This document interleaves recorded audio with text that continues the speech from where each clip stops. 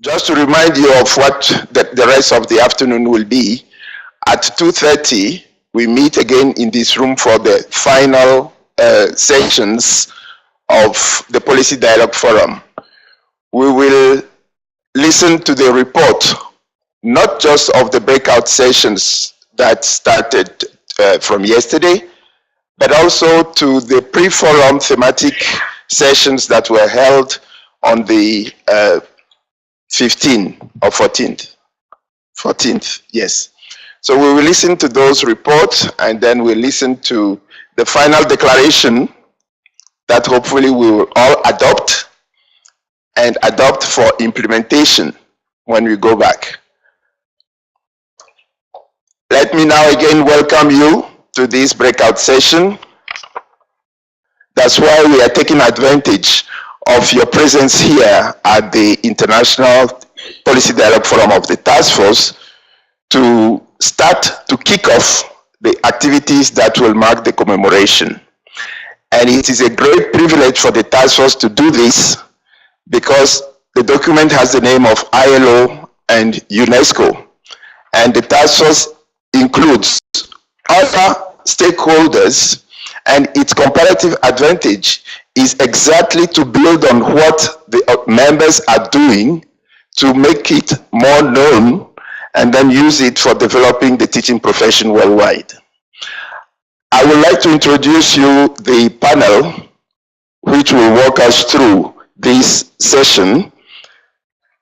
The first person who we will hear of is Mr. Jordan Naidu, who needs no longer introduction.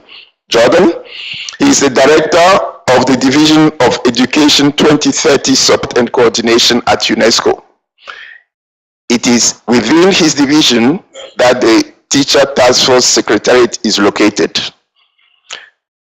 The second panelist will be Oliver Liang, Senior Technical Specialist on Education at ILO, Secretariat of the Joint ILO's UNESCO Committee of Experts on Teachers.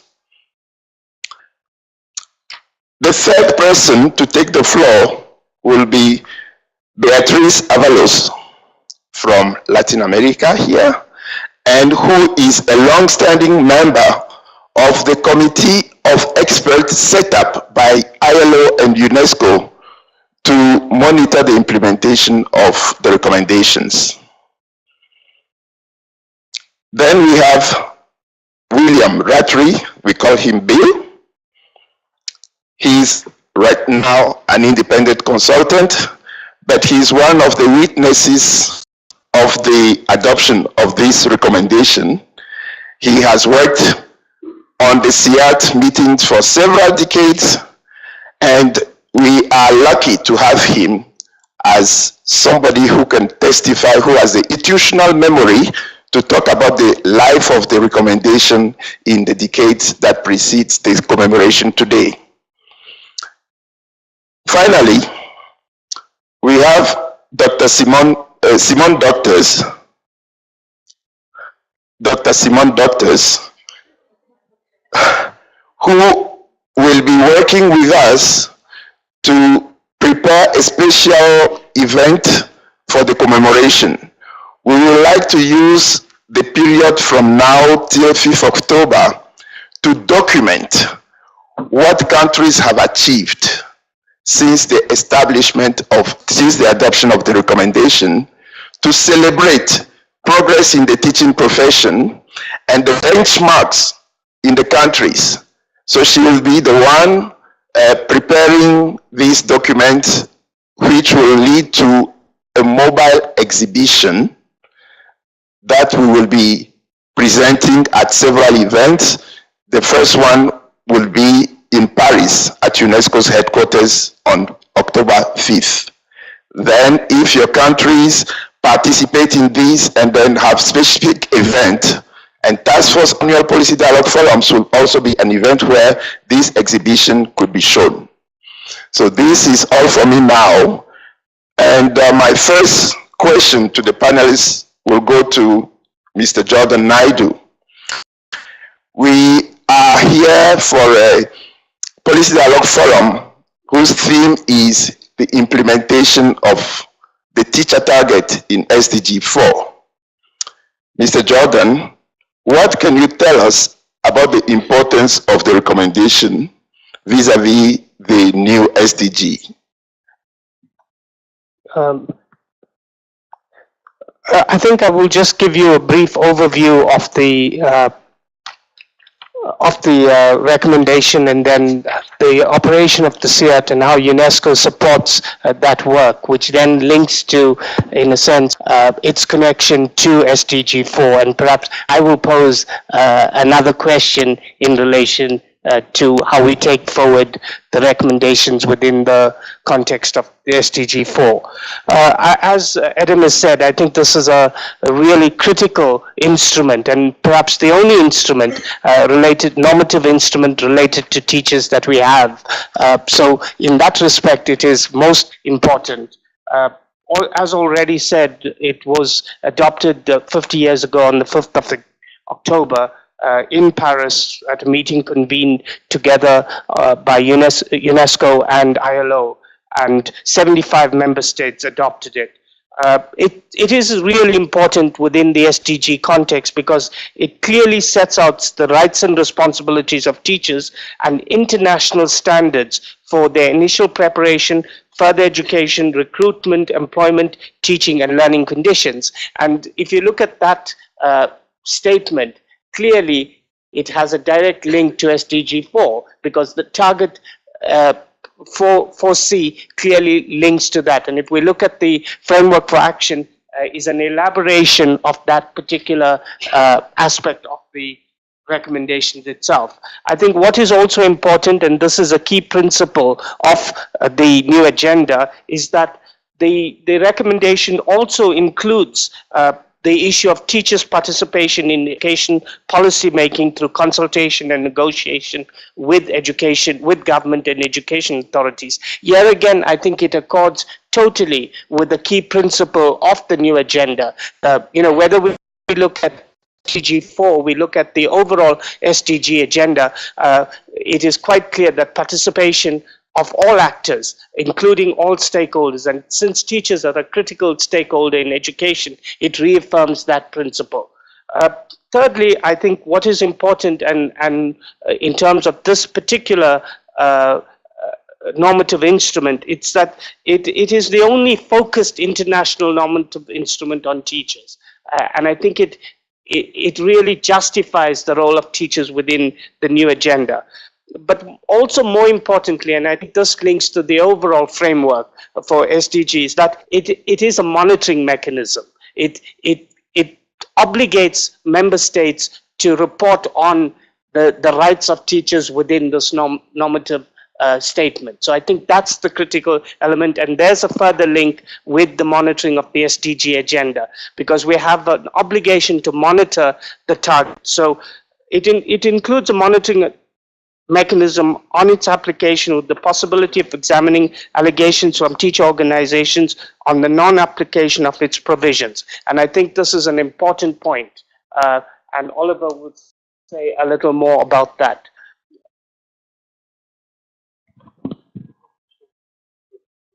Yes. Well, Jordan, you mentioned something interesting. You said it's a normative instrument. Has it been used? Has it been used by countries in reality? Yeah, I think, well, that takes me to the next point of my presentation, in a sense, is that it has a specific mechanism for application of the instrument. And this is done through the work that UNESCO supports together with the ILO through the committee of experts on the application of the recommendation, of which Beatrice is a member. So that is the formal mechanism for application of the instrument itself. And I will give you one or two details about how the CIAT actually works and its composition, which gives us a better idea of it in practice. Firstly, I think the CIAT is a very representative mechanism in that it has both geographical as well as gender representation and expert representation in all of the areas related to the instrument itself. The experts are appointed, 6 experts appointed. Sure, okay. 6 members are appointed by the Director General of UNESCO and 6 are appointed by the Governing Board of ILO. The committee meets every 3 years to examine the latest evidence on the application of the recommendation. And it includes reviewing studies, reports, and other information on teacher issues. And I think what is important is that there's a synthesis report that's presented to both the Executive Board of UNESCO as well as the Board of ILO. But also more importantly, and I think on a more practical level, the CIAT functions to the effect of actually focusing on allegations that are received when there's any contravention of the stipulations of the instrument. And this is perhaps the most important function. And, you know, to give you as an example, even in the most recent instances, whether we're talking about the situation related to Turkey and to Syria or in other countries, we constantly do receive direct information on any contravention, which then has to be followed up by the committee. So I think it plays a very practical role in that. I just also want to say a little bit about UNESCO's particular support to member states in this.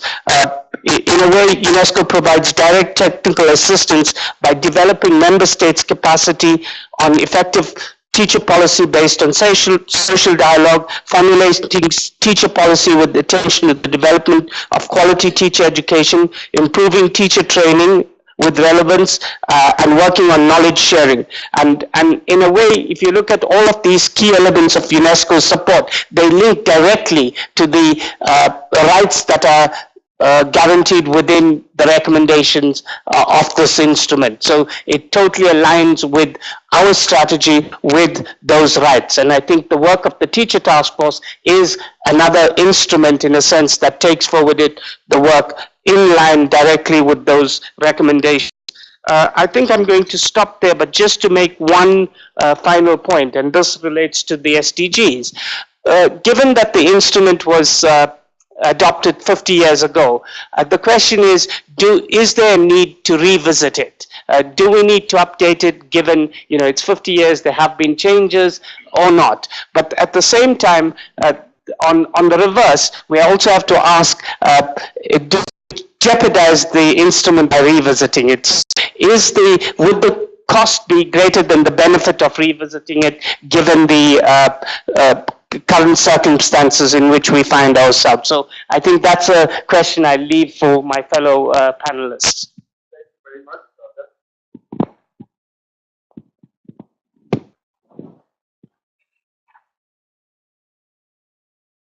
Thank you.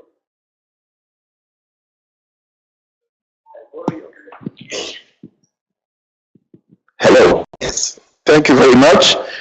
You ended your comment by throwing out a question to the panelists, but also to the audience. I must say that this session is going to be very interactive. You see cards being distributed. After the panelists' intervention, you'll have the opportunity to ask questions. But when we take questions, only few people get the chance to speak. So you have the card so that when you are listening, you have questions, you put them down, and Carolina here will be going around, and other colleagues in the room. Dakmara is there, and Valerie. They will collect your questions and then bring here, and then we'll put some of them to the panelists. Oliver, it can be in Spanish, French, and English, the questions. Oliver, I've gone to certain countries, and then I ask to meet the minister, and the present I brought was this document. And in one country, the minister told me, oh wait, I don't want to see this document. This is the pamphlet that ILO and UNESCO have put in the hands of teachers to only claim their rights and have strike. Jordan, in his introduction, said that it's a tool for social dialogue. Can you tell us how this document is drafted to actually serve as a tool for social dialogue?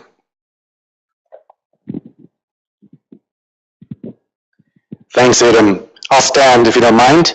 I want to start off just taking off where Jordan left off about how unique this instrument is. Some people have asked me, well, if teachers are so important, shouldn't we have a convention, something that people can ratify, and then we can force states to apply the provisions?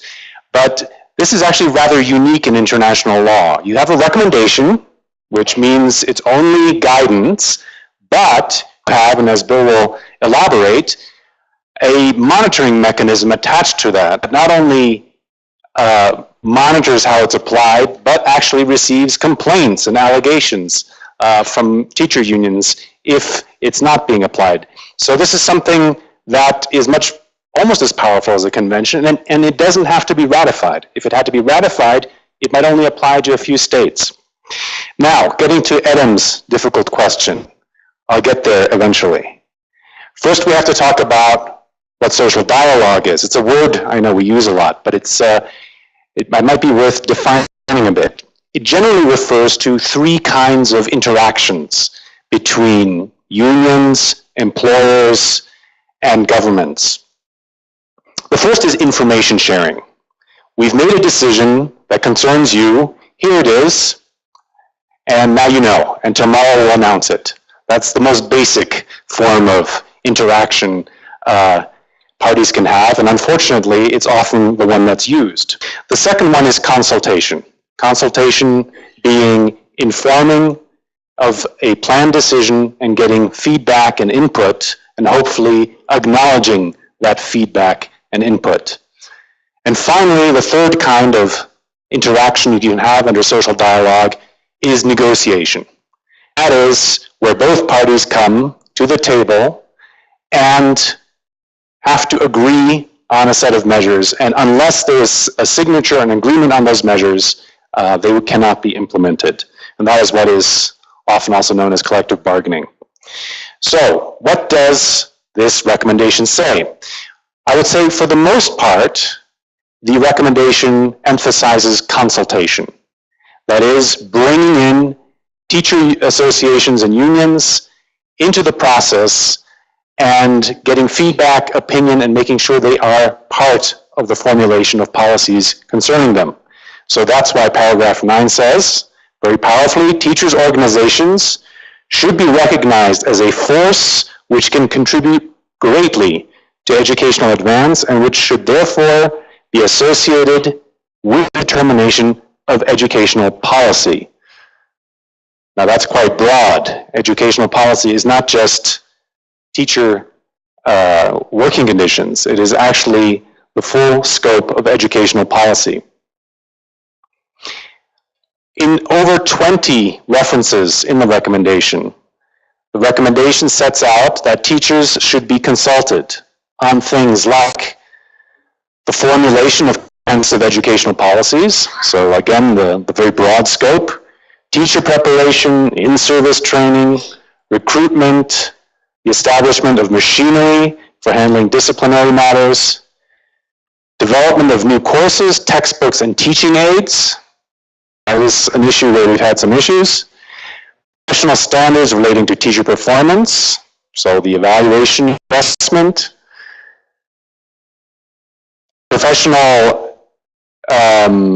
Development of codes of ethics, salary scales, the planning of school buildings and school planning in general, and social security provisions. So as you can see, it sets out really that teachers should be involved in almost all aspects of educational policy.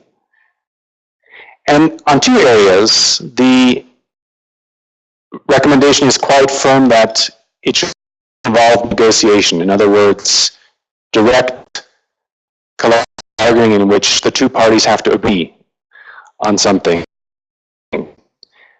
Salaries and working conditions for teachers should be determined through a process of negotiation between teachers' organizations and the employers of teachers, so through collective bargaining. And it also sets out that statutory or voluntary machinery should be established for negotiation. So that this negotiation, this collective bargaining process shouldn't just happen ad hoc, but that there should be an institutionalized instance for this kind of negotiation. Now, getting to Adam's tough question. The word strike doesn't appear anywhere in this recommendation, thank God. It doesn't appear in any ILO, International Labor Standard, so it is an implied right. The preamble of the recommendation quotes ILO Convention number 87 on freedom of association and ILO Convention 98 on collective bargaining rights. These are considered two fundamental international labor standards.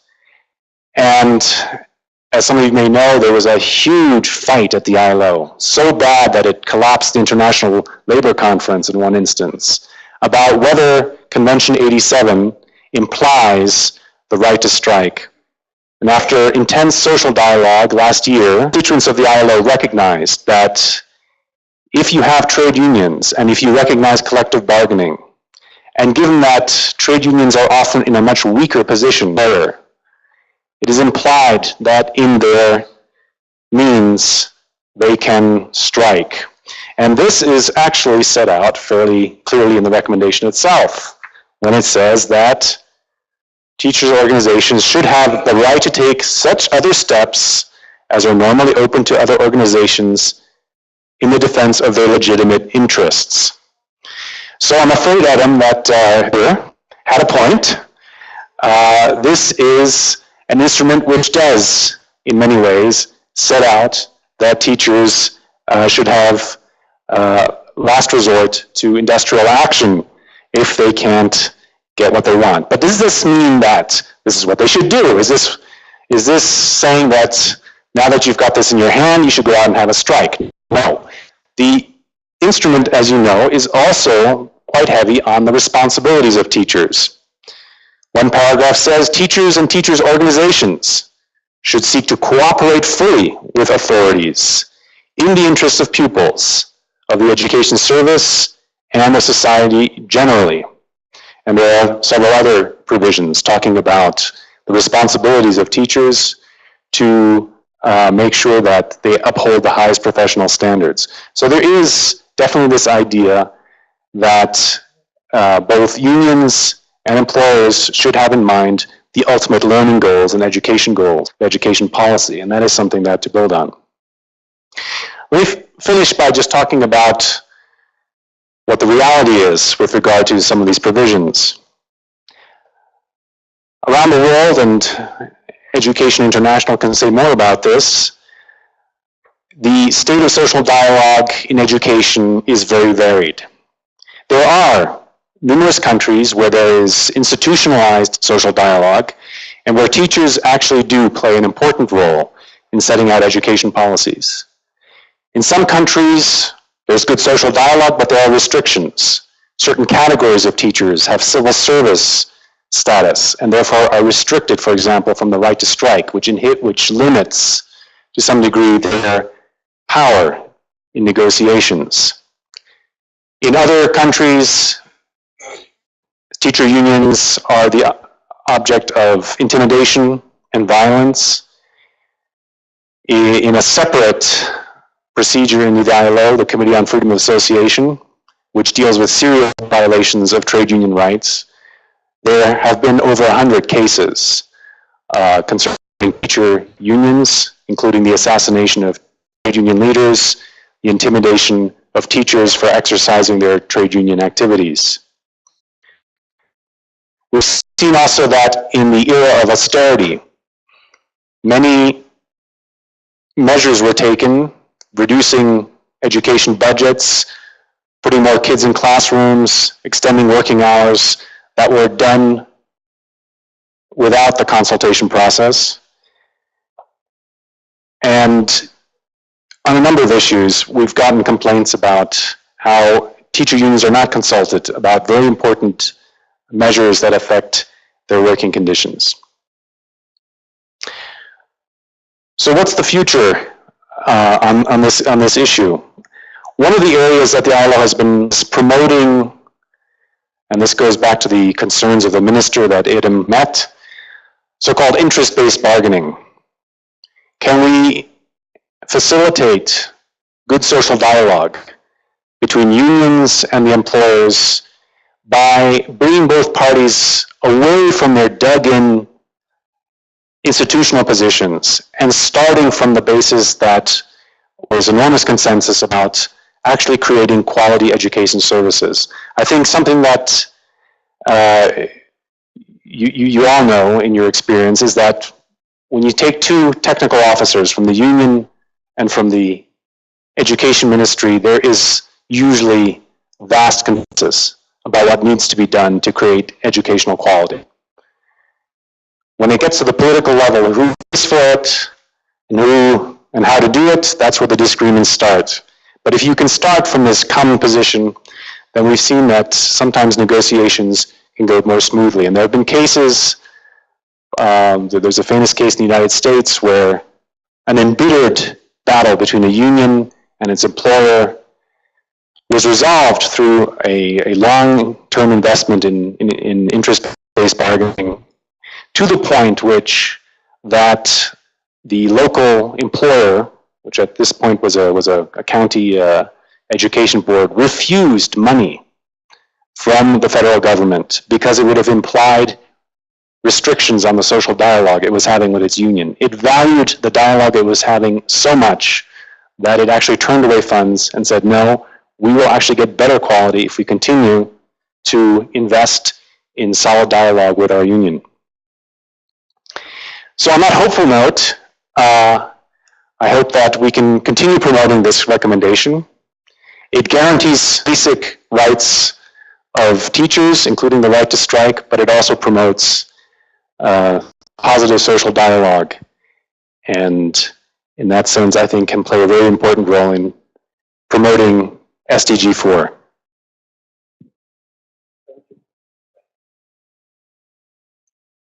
Thank you, Oliver. What I like in your two presentation is the future-looking approach you have to the recommendation. We are not celebrating 50 years of something that has been literally, I can say, not used. But you are reminding us that we have a good tool that we could use to implement the SDG 4. So our next speaker will be Beatriz Avalos. You've been a member of the CIAT for how many years?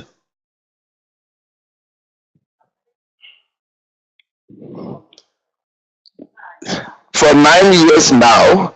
She has been serving on this committee that is called Committee for Expert on the Application of the Recommendation on Teachers.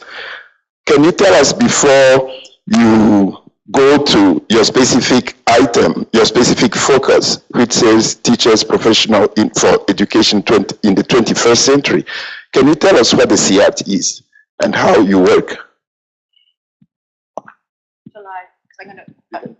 I'm not sure to speak Spanish, but I think I'll speak in Spanish because I was asked specifically. Voy a hablar en español. I'm going to speak in Spanish so that I can reach the Spanish-speaking audience. Experience of working in this group, which is a group that entails understanding that the majority of problems that relate to teachers, but also from the positive viewpoint that exists relative to teachers in the world. This is discussed in the group. It's not just that we sit down to analyze critical cases, which we do analyze,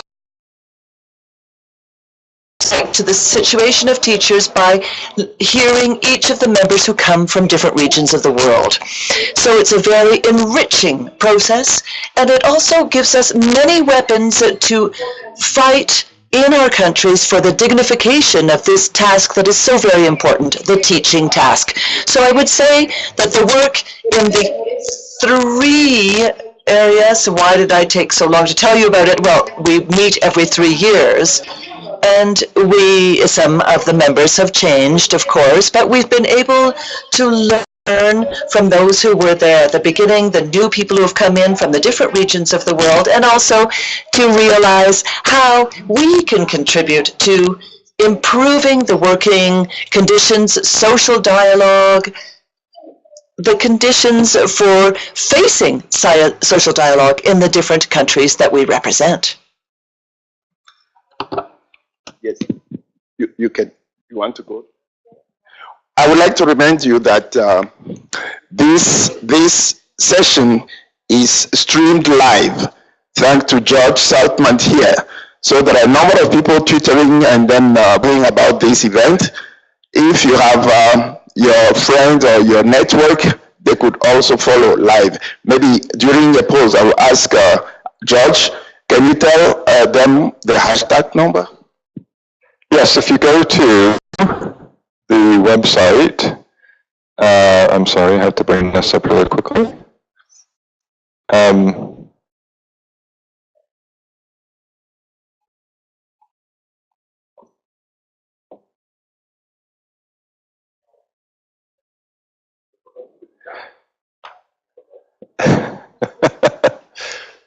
I think it is TTF. I have to bring it up. I'm sorry. While you're looking at it, Beatrice is ready.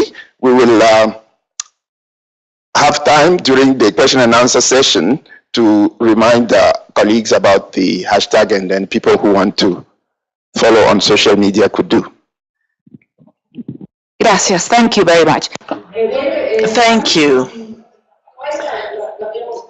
The slides are in English because it was easier to produce the presentation that way, but I will be speaking to you in Spanish.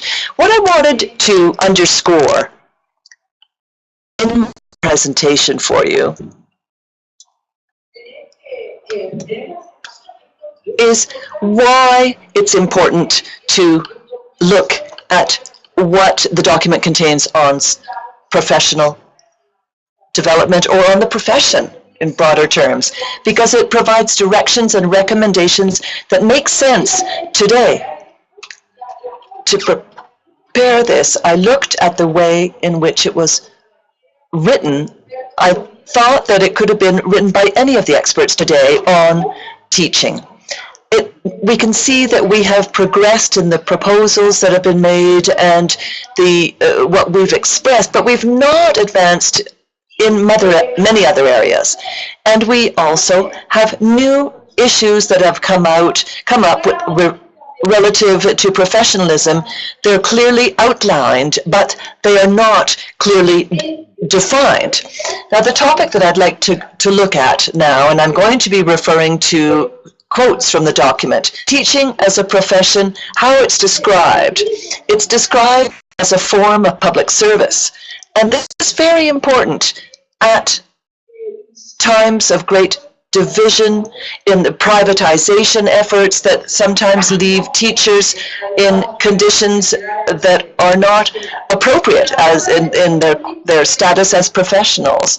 It's a form of public service which requires expert knowledge, specialized skills that are acquired and maintained through rigorous study, continuing study that require to a certain extent that personal accountability and cooperative accountability be exercised for themselves and for the education and the welfare of the students. And the conditions that are required for professional teachers, the recommendations says, and this is a quote, says teacher professionalism requires moral, intellectual, and physical qualities, and that it requires professional knowledge and skills, that it requires teacher training, pre-service training, good, in addition to before service training, good secondary education, which is still lacking in many countries. And we also need quality personal skills, so as to help those that the teachers are going to be working with. Conditions for professionalism are the same, and they require working conditions of teachers that can develop effectiveness in learning and that enable teachers to focus on the tasks proper of their professional work and not on having to concern themselves with survival. Teaching profession, this is very important, should enjoy academic freedom, the freedom to decide how their classes are going to be organized, how to assess their students, etc. And all teachers should have this obligation. They need to attain the highest possible standards in their professional work. Now, preparation of the profession, how teachers are trained. Here, the recommendation gives us a good description of the initial training of teachers to develop a general culture and educational culture, personal training, the ability to educate, to teach and educate others, an awareness of the principles with underlying good human relations, recognition of the differences and the proximities that exist within countries and throughout different countries in other areas of the world, a sense of responsibility to contribute to teaching, but at the same time, education and teaching have to address economic, social, and cultural progress. This was discussed in many regions. Training the trainers or the educators of teachers, those who teach the teachers.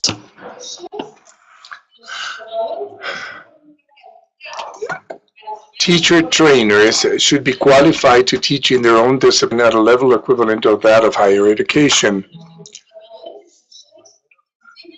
The staff teaching pedagogical subjects should have experience of teaching in schools, having worked in schools, and wherever possible,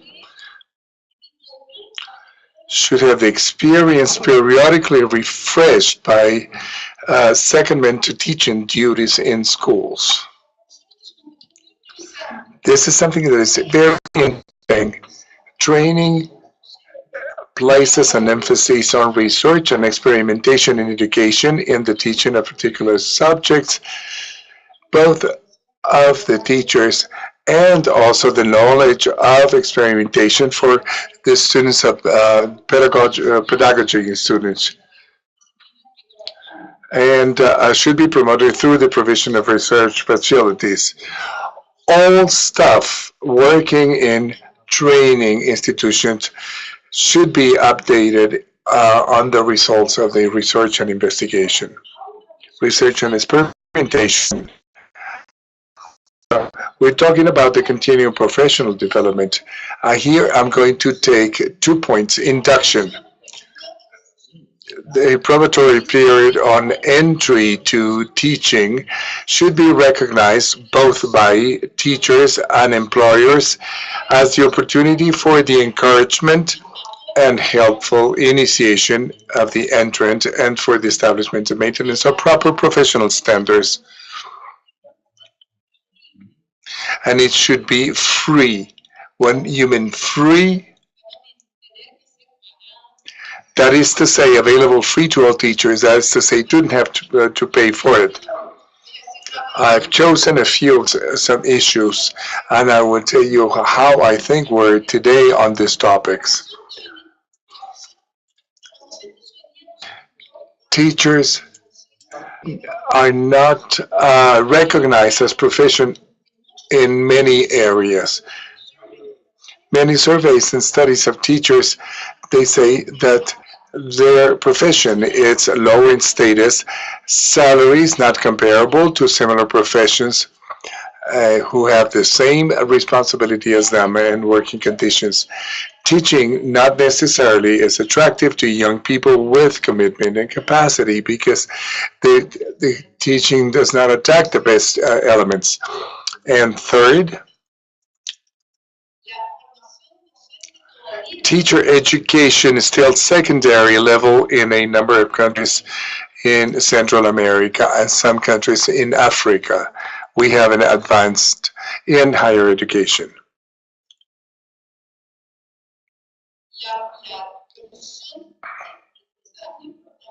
This is very important.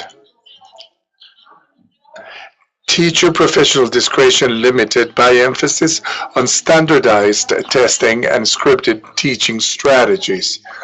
This is what the teacher is supposed to be doing, and to tell the teacher exactly how he or she should be teaching. Where should we be going? How do we look into the future? There is a need for reevaluation of teaching as a profession.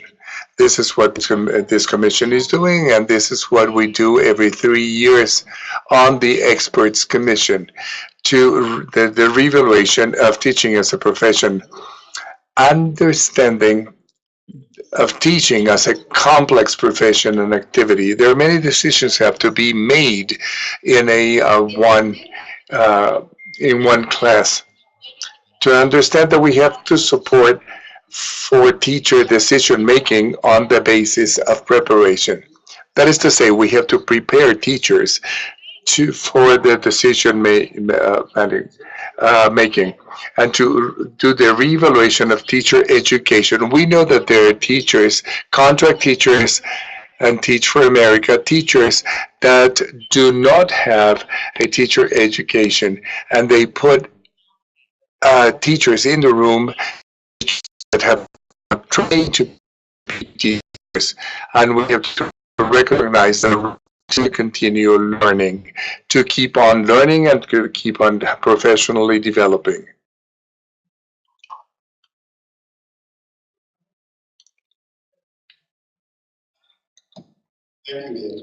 While we are sitting down, I have one last question for you. You've mentioned your long-standing term on the CEART, and I've met a lot of CEART members, and this group is a group of outstanding experts in the field of teacher policies, teacher development. What would you say to a comment that I received from a colleague who said every hours? What one specific achievement would you mention to us as something that the CEART has accomplished to help countries or a region to develop their teacher professional, teaching as a profession? Well, I think we have a lot of things. Some of them are in process and some of them are clearly established. I would just like to give an example, a very clear example of Chile. Chile has just passed a new law for teacher professional development. Just, 3 weeks ago, it was signed by the president. In that law, it is established by law, and it never had been done, that continuous professional development should be free. And the government has the obligation to offer teachers the possibility to improve, to learn more, without having to get money out of their pockets to pay, which happens in many countries. Thank you. You have convinced me. So what I'm going to do as a task force is to call on you, Ms. Molofon, to carry out the message so that countries know that they can use the expertise of the CEART. Now I'm turning to Bill Ratry. When I know you, each time I see you, you are ILO, you are ILO UNESCO recommendation. And one dimension of the recommendation is what Beatrice has talked about. Jordan mentioned allegations. Can you tell us what these allegations are about? Thank you, Edom. Well, if you wear many hats, you can always take one off and you still have one on, or one for exchange. So maybe that's the explanation. I've been asked to speak to you a little bit about a very special procedure that Oliver mentioned earlier, and Jordan as well, and that is the allegations procedures which exist under the mandate of the Joint Committee of Experts. Now, as they have said, it's a unique instrument, it's a unique committee of experts, I don't think it exists anything like it exists anywhere else in our galaxy of international bodies. And early on, when it started work in 1968, it took up the question of how to get information from teachers' organizations, not just governments who were expected to report to the Joint Committee periodically on how they're using or applying the recommendations. So it adopted this procedure, which it called allegations, and it considered that this is part of its terms of reference to, in effect, promote the application of the recommendation by getting these relevant comments, and therefore to make its reports to ILO and UNESCO member states, which in effect are all member states in the world. They are considered allegations, not complaints, although Oliver mentioned the word complaints, and specifically because, as was said, this recommendation and the 1997 recommendation on higher education adopted by the UNESCO General Conference is not legally binding on any member state. There are, however, conditions under which the information coming from teachers' organizations can be presented to the Joint Committee.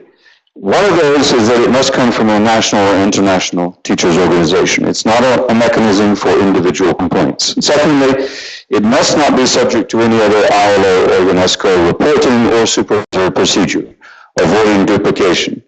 Third, it must deal with, it seems obvious, but it's a fundamental condition to make sure that the SEAT, the Joint Committee, stays on focus. It must deal with one or more provisions of either of those recommendations. Over the years, the SEAT has sought to improve the recommendations and to make this channel of information, if you wish, more accessible and more relevant. It has adopted a procedure very early on that anything coming from the teachers' organizations that smacked in any way of a complaint or an allegation would go to the government so that they would have a chance to respond. And this allows an opening of a dialogue, which Oliver has mentioned, of a different form to improve communications between governments and the Joint Committee of Experts, and also, by implication, the teachers' organizations. It requires, therefore, a double reporting procedure so that each party, teachers' organizations and governments, have two reports to make to the SEAT, and therefore can comment on the other's observations. It's established a permanent subcommittee or working party that meets not only during the meetings that Beatrice was saying every 3 years, but even between those meetings by electronic means. And this improves, hopefully, the timely treatment of these organizations' information, because many know at the international level this can often be very time-consuming and get lost in space, so to speak. So this is a way to do that. And another means by which it has improved its procedures and allowed for more timely treatment of the communications is through the adoption of what it calls interim reports, which may be presented in between the regular 3 yearly meetings. It has extended its mandate to cover the 1997 recommendation, and in recent years there have been a number of cases dealing with higher education. And it has opened up sources of information that are out there but not often considered in parallel, for instance, the UN Special Rapporteur on the Right to Education. And it has created an innovative means by which you can actually go directly and discuss with governments and teachers' organizations called fact-finding or direct contact mission, and that has been once so far with regard to a case concerning Japan some years ago. I want to, without getting into specifics of each country or issues, just cite to you the wide diversity of countries that have had cases before the Joint Committee of Experts, and therefore a possibility, not always realized, for a dialogue on policy and reforms. Albania, Australia, Bangladesh, Bolivia, Burundi, Cambodia, Colombia, Czechoslovakia, when it was a United States, before Czech Republic and the Slovak Republic, Denmark, Ethiopia, Haiti, Japan, more than once, Netherlands, Panama, Portugal, Senegal, the Federal Republic of Yugoslavia, and the United Kingdom. A wide diversity of countries and levels of economic and social development. It has dealt with also the pretty much the full range of issues affecting teachers and most of the core concerns by extension affecting education, which come out of either of those two recommendations, including guiding principles on teaching and educational objectives, notably questions of discrimination. As Oliver said, the consultation and participation in development of educational policy is a very important part of the recommendation and therefore of the Joint Committee's careful examination of how that's being applied in member states, and negotiations on teaching conditions. It has dealt with further education, with rights and responsibilities, including professional freedom and autonomy in teaching and curricula, merit performance and assessment criteria and procedures and outcomes, teacher salaries and social security, of course, both levels and coverage, conditions for effective teaching and learning, workload, especially workload, but also questions of teacher-pupil ratios and how that impacts on learning. School buildings. It has dealt with employment and career questions, entry into the teaching profession, the questions of security of tenure, both in higher education and in general education system. Part-time teachers as well.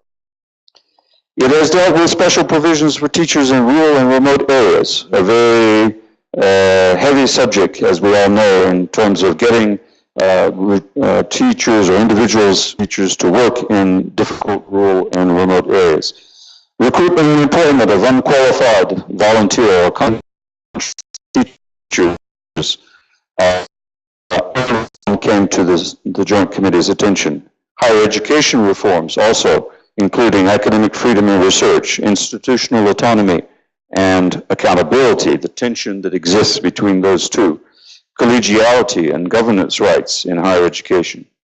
So, as you see from that list, and that's not exhaustive, it has really gone to the heart of many of the key issues affecting not only the teaching profession, but education. Has it had results?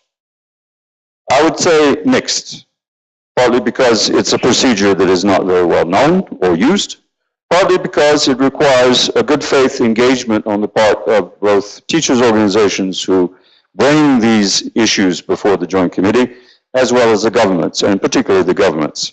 But there has been some success in over the years, governments in reforms, and actually getting them to change their policies because of recommendations of the Joint Committee. I'm joining now what Beatrice, she didn't necessarily cite the Chilean government change or new policy in relation to SEAT recommendations, but by implication, I think she's right. The fact that, as she pointed out, there is a recommendation or an article in the 66 recommendation which deals with the issue of free access to continual professional development. The Chilean government went in that direction as well. And so in cases like the Czech Republic, on workload issues, in cases of Senegal, with regard to contract teachers, although it has not done away with that policy, it has over the years reflected on how to change it and make it a better policy, and in that sense has gone much further in the direction of the recommendations, provisions, and those of the Joint Committee. It has secondly opened up, and very importantly, and I come back to Oliver's comments, a dialogue with organizations, particularly in places like Australia and Denmark, which brought issues of higher education governance, collegiality, autonomy, professional freedom, etc. In the case of Japan, which had a very sensitive and difficult policy on difficult to apply, in the case of the government, policy on merit, performance, and assessment. And if the SEAT didn't convince the government to actually change that policy, it did cause it to reflect on it, and in particular to open up more channels of communication with the teachers' organizations on how that could be more provided. It has, thirdly, I would say, enriched an understanding of policy reforms and major issues facing the teaching profession. So I think indirectly and subtly it has had an impact. It is not the be-all and end-all of international supervisory mechanisms or policy reforms that governments can adopt, but it has, I think, had some impact. In conclusion, I think that it has a place, this little procedure or special procedure, which isn't very well known, it has a place in two important areas. It gives, as I said, voice, a greater voice for teachers and teachers organizations at the international level to get relevant information to this joint committee, notably with respect for the principles of the 1966 recommendation and in the last 20 years, the 1997 recommendation. Secondly, it opens up a dialogue between the joint committee and governments and teachers unions on way to resolve issues. So it's not just a complaints mechanism. It is a mechanism in which, by engaging in that procedure, governments and teachers organizations can dialogue with the joint committee, seek the richness of its experts on a range of policy issues, and hopefully improve their own policies and practices. It has a twist, of course, in that respect, that it provides an international critique of education systems, particularly which visibly do not comply with the standards or recommendations, and in some cases don't even seek to do that. So it has those values, and I think merits further attention on all of your parts. Thank you for this extensive explanation of the allegation mechanism. Can governments or teacher employees also introduce allegation? Because the document is for both parties or three parties. Normally, you expect a government to complain about a teachers' organization, although they do all the time, and I'm sure that Dennis will elaborate on that a little bit better than I can. Not really. The governments do their own reporting to the Joint Committee at the request of the Joint Committee or as they wish, but not in terms of this procedure. Private school employers, for example, could do that. It has never been done, but it is not excluded. It is open to them to that one. Thank you. As I said, if you have questions, start putting them down. After the last panelist, we will throw the question and answer session. Please, is Dr. Simon Doctors. One thing in common with Bill is that you have heard about the Teacher Task Force Teacher Policy Development Guide. Both are the co-authors of this guide. So the note about policies, and as you said, this document is not well known. The 50th anniversary will help us promote it better so that the parties use it better for social dialogue, for better teacher policies. Simon, can you tell us how the commemoration is going to be organized, but also tell us a little bit what's the link between teacher policy and the recommendations? Okay, thank you. So I think teacher policy is another area where the guide remains extremely relevant and really has a role to play. And I recommend people engaging or beginning to engage with the question of developing a teacher policy to use it. It's a very modern document in many ways, which in terms of its preoccupations, which really does take account of many of the different dimensions that the teacher policy is going to look at. I was delighted that Beatrice actually shared some of the content of the recommendation with you, because it's a really good read. If you work in these areas, it contains very, very useful, well thought out principles about many of the issues which a teacher policy will engage with. And I did the little experiment of going through the teacher policy guides the other day and comparing what the guide says about the different dimensions and what the 1966 recommendation says. And I can assure you that every one of the 9 dimensions of the teacher policy guide, so the questions of teacher recruitment and retention, teacher education, both initial and continuing, teacher deployment, the question of career structures and paths, questions of teachers' employment and working conditions, reward and remuneration, very important question of teacher accountability, so the rights and the responsibilities of teachers, they're all there. And there are sections which are more embryonic but are nevertheless present on teacher standards and school governance. So all the main themes which we engage with here and which a teacher policy is going to be concerned with are already covered and have very sensible treatment in the 1966 recommendation. And one of the reasons that this is significant for people looking at developing a teacher policy, of course, is because the recommendation has already been adopted. So in terms of advocating for teacher policy, you've got a valuable precedent there.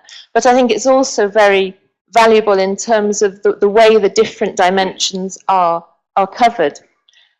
So 50 years ago, the recommendation was engaging with the question of how to attract and maintain good quality teachers in rural and remote areas, for example, and with the question of the teacher shortage. Long before the Millennium Goals or EFA or the SDGs, the recommendation was already offering good principles to address these sorts of questions. Parts of it can appear old-fashioned, and it's very much a document of its time. So sections, for example, on the women teachers with family responsibilities can now appear very out of date. But I think we have to remember that in 1966, these sections were actually highly progressive, and they reflect the fact that there's a commitment to equity and inclusion at all levels, which is reiterated throughout the document. And so the recommendation specifically talks about the preparation and employment of teachers being free from discrimination on grounds of race, sex, religion or economic condition. And of course today we would add other criteria and other groups such as teachers living with disability, teachers from rural areas, from minority linguistic backgrounds, teachers living with HIV, etc. But I think what's really important is that the principle of inclusion and equity is very clearly there. So it's a very solid basis for a teacher policy to draw on. So just an encouragement really for task force members who are engaging in the process of developing a teacher policy to engage with this very rich document, both as part of their exploratory research and preparation, but also in their efforts to advocate for a teacher policy. Now, how are we going to celebrate this recommendation? So there are 2 proposals on the table, one from the ILO and one from the task force, and I'm in the peculiar position of presenting both of them. So the ILO proposal is for a teaching kit on education and human rights, which will be launched on World Teachers' Day this year, 2016. And the idea is that the teaching kit will enable teachers to teach a unit about education being the rights of teachers, and that this should highlight the continued relevance of the recommendation. So the idea is that the kit will include pedagogical materials, background readings, exercises for activities, some aimed at later primary students, some at secondary students, and the kit initially is going to be produced in 3 languages, the 3 UN languages, and further languages will be added as it as the project continues. And the idea, I think, is to promote it through social media, via teachers' organisations, through Education International, through the Associated School Network, through the Task Force Network. And the kit, I think, is designed to address topics such as, why do children have to attend school? Is education a right? And if it is, how is it protected? What obligations are created by this right? Is it just a right for children? What does a country need in order to have good teachers? Where do teachers come from? How does one become a teacher? And what does a teacher need to do in order to do a good job of being a teacher? After this meeting, we're going to invite people who'd like to know more about these two initiatives to stay behind, and I suspect then Oliver, who's far more informed about this initiative, will be able to give more information about it. And it would be very good, we should have maybe distributed those before, if we could distribute these flyers. Second initiative is a plan by the task force to put together a mobile exhibition of good practices within task force member countries. So the idea is to look at good practices and positive changes in task force countries over the past half century. And we really want the exhibition to be an inspirational resource to open up new conversations about good practices in the teaching profession, and also identify opportunities for improvement and exchange good practices, because we know that there's a lot of progress to be made. So the idea is that the exhibition will be produced in several examples, so it can be present on World Teachers' Day in different places where World Teachers' Day celebrations are taking place.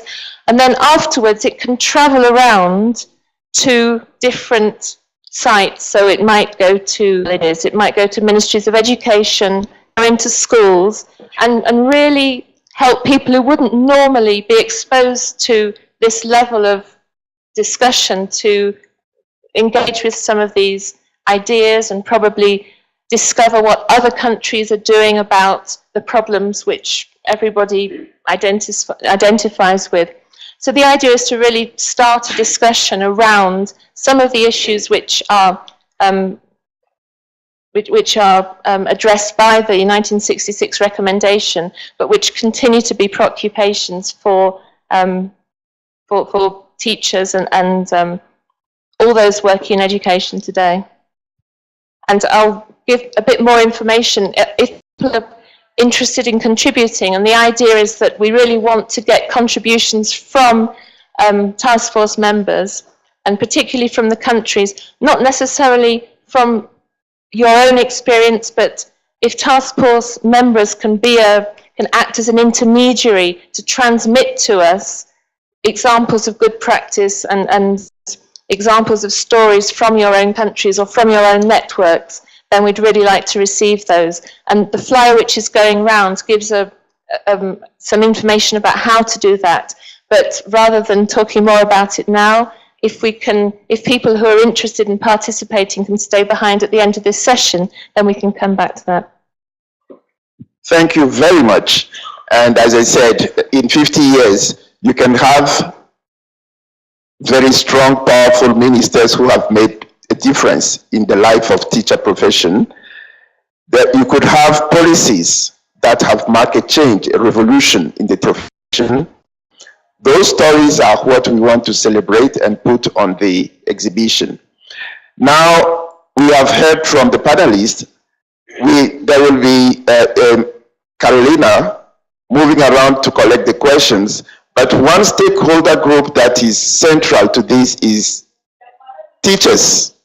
So I'll give the floor to Dennis for 3 minutes to tell us what you think of what the panelists have said about the use of this by teacher unions to defend the profession. Yes, thank you very much, Adam, and thanks to all for their interventions. In fact, what is coming out from all the interventions is that the 1966 recommendation is very progressive in many different ways. Of course, it's also clear that there are areas where it could be improved. Some of them were cited, definitely the area of gender, the area of information and communication technologies, the area of different forms of diversity.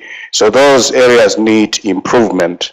The third point I would like to raise is the recommendation, 1966 recommendation, should not be taken just on its own. As we know, that is a recommendation, not binding, but it has enormous moral force, by the way, partly because of the monitoring mechanism that is in place. But nevertheless, it should not be considered just on its own. So the most important thing is to ensure that we take into account also the complementary UNESCO 1997 recommendation concerning the staff higher education teaching personnel. This is fundamental. And the recently adopted ILO guidelines for the promotion of decent work for early childhood educators, adopted by the governing board of the ILO in 2014. And of course, more importantly, it should be taken together with the relevant ILO workers' conventions, which guarantee freedom of association, the right to organize collective bargaining, and so forth and so on. These are binding. There was a question, should we revisit the recommendation? That's an important question. I would say yes, but with two important conditions. One, if we're not going to lose any of the elements in the current recommendation. So revisiting means improving the current recommendation, not reopening everything for discussion, because it's clear that there are many progressive elements, and I'm afraid, being frank, sometimes I have a feeling that those who negotiated this instrument were more progressive than some of the partners we have today. So that's the first condition. The second condition is that we should revisit it if we're elevating it to the status of a convention. So that would be wonderful. The ILO is here, so we would be happy, and UNESCO, of course, to begin a process of dialogue along those lines, if that's a possibility. Yes, as clearly indicated by Oliver in his presentation, the challenge we face around the world is lack of implementation of this important recommendation, of course, and the other instruments. We witness violations of the rights of workers. I'm talking about their human rights, basically, but also their trade union rights. We have a number of union leaders and colleagues who have been killed in different countries. I have no time to name them. Some of them are in prison as I speak right now, including in this region. So it's a sad situation simply because they were practicing their right to organize their fellow workers and speak on their behalf, or exercising even their human rights, their basic human rights. So it's a challenging situation. We also have a number of complaints as outlined. Some of them are pending, so we hope governments represented in this room will engage in dialogue with the unions back home so that we don't have to proceed with those complaint mechanisms which are being considered at the moment. And then the other important point I would like to raise is that as we analyze in our research, we have various studies, by the way, which analyze the extent to which these recommendations are implemented. I invite you to look at EI's report 2014 on the status of the teaching profession. It's an important report which analyzes the status of the teaching profession around the world and other relevant studies. So what we see generally is a decline in the status of teachers and teaching around. It's unfortunate. So it's moving in a different direction. If you look at the spirit and the intent of the 1966 recommendation, I will cite examples of deprofessionalization, which is a common feature in many parts of the world, and also what we call commercialization of education, as well as casualization of teaching profession. So we see this in the form of control. The spirit of the recommendation is to recognize the teacher as a professional with academic freedom, making judgment as an expert about the curriculum, about textbooks and so on. But what we see is different. We see people say you don't need to train teachers, just give them scripts and tablets to read in front of students. That's not the kind of teacher that we want. That's not the kind of teacher that was envisaged 50 years ago, unfortunately. So we need to move in a different direction. Lack of social dialogue is, in many ways, a reason for many of the challenges we see in relations between governments and teacher organizations. If we have open, genuine social dialogue, we sit together at the table as equal partners, discuss issues of mutual interest, issues related to education, labor rights, and so forth and so on, we are likely to minimize a number of the challenges that we face. Looking into the future, just to conclude, we welcome the proposals for commemorating 50 years of the 1966 recommendation, the ILO proposal, the Teacher Task Force proposal. We support those proposals. I just want to emphasize that EI appeals to all governments represented in this room and around the world to take this instrument seriously, but more importantly, to take all the other instruments, including the workers' conventions, seriously. This means, first of all, adopting them, of course, aligning them with national legislation, and more importantly, implementing these instruments. So this is our very important appeal. And then EI will mobilize its members around the world throughout this year on World Teachers' Day, at national level, at local level, at school level, of course at regional level and global level. We have a number of events which we'll be organizing together with our partners, UNESCO, the ILO, the Teacher Task Force, and others. So we are looking forward to a successful commemoration, but more importantly, a successful reminder about the importance of these important key ILO, UNESCO, and other UN instruments. Thank you, Dennis, and we can count on you and EI network in the countries to promote this nation and also participate in the events that were described. I have a series of questions for the panel. I'll start with the easiest one. I think Oliver and Bill are in a better position to answer that.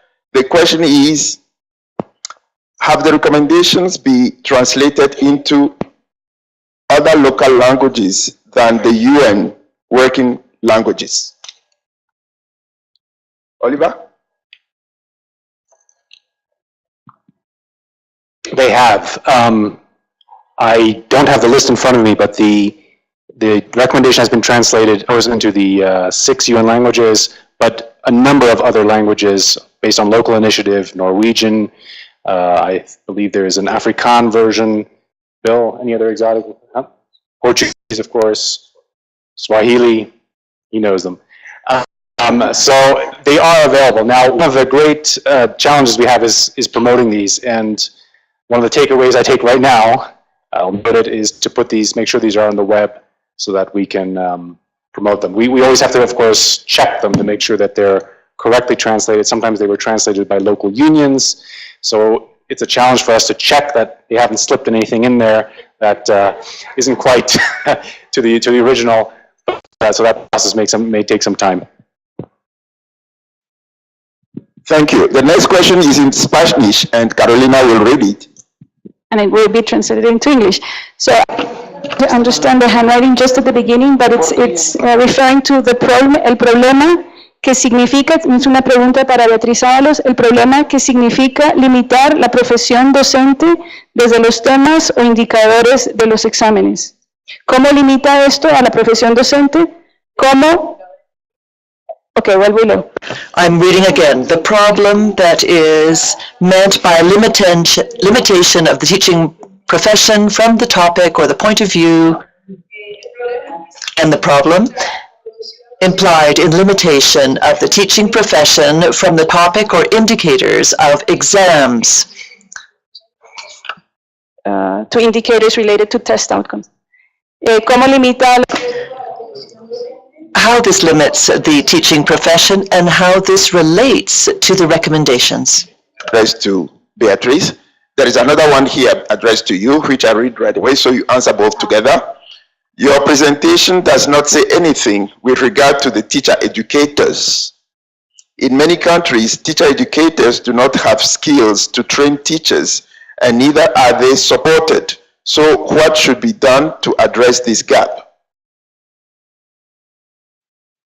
I'll answer the second one first because, in fact, I did say something about teacher educators. I shall read exactly the article. Teacher educators should be qualified to teach in their own discipline at a level equivalent to that of higher education. The staff teaching pedagogical subjects should have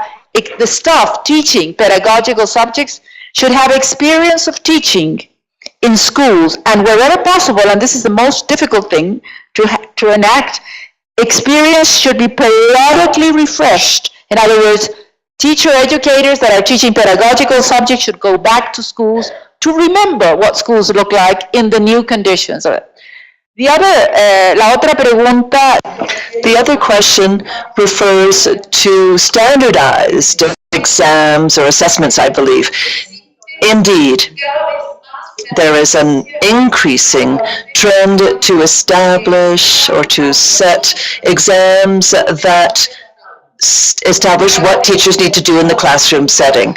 To give you a local example, Chile, I can't remember exactly, but I think we had 13 or 14 different exams or assessments that were yearly or almost yearly affecting young people and children in schools. Fortunately, the number has declined to about half, thanks to a campaign of educators and teachers that have wanted to attack the excess standardization of examinations in the professionalization and training of our teachers. Yes, Bill, you can add. Very briefly, have a look at provisions 61 and 65 of the recommendation in the language that you prefer. You will find some very interesting recommendations 50 years ago, which don't speak at all about accountability and limitations on the freedom and autonomy of teachers, but do very much go to the heart of what professionalism should be about and their decisions on evaluation, on curricula, on pedagogical methods, etc. It's very revealing to look at that 50-year-old text in today's context. Thank you. The next question is asked in French. So if you don't mind, I'll read it. Do we have interpretation? Yes, thank you. What do you envisage to stop the excess force of trade unions in certain countries that have become too numerous in some countries, notably sub-Saharan countries, where some of the countries have over 50 trade unions, and this makes social dialogue and cooperation between the state and trade unions very difficult. The headphone. The question is about what plans are in place to address the plethora of unions in certain countries, especially in sub-Saharan Africa, where the total workforce of 80,000 teachers, we have 50 unions. This makes it difficult to have social dialogue. Are there any provision that is in place to address this? Yeah. That's an important question. First of all, no, because it's democracy. It's the teachers' democratic rights to belong to any organization. In fact, it's a human right for anybody to belong to an organization of their choice. But that's a fundamental question, and we're aware of that. In fact, EI initiated a couple of years ago what we call a unity project, and that project is being implemented in Africa. So we are facilitating dialogue among education unions, teacher unions, with a view to them working together in various ways. Some of the ways may involve having a central body which could then engage in social dialogue with governments, or if it is their choice, forming a federation or confederation or a single union. So that project is ongoing, and we've seen some notable progress. So I'll be willing to discuss details with whoever is interested. Thank you. Thank you. Democracy is good. dispersion can be challenging. Yes. Okay, here we have a question, and it's for ILO. What influence does ILO have to influence governments to come up with the right public service reforms in their countries?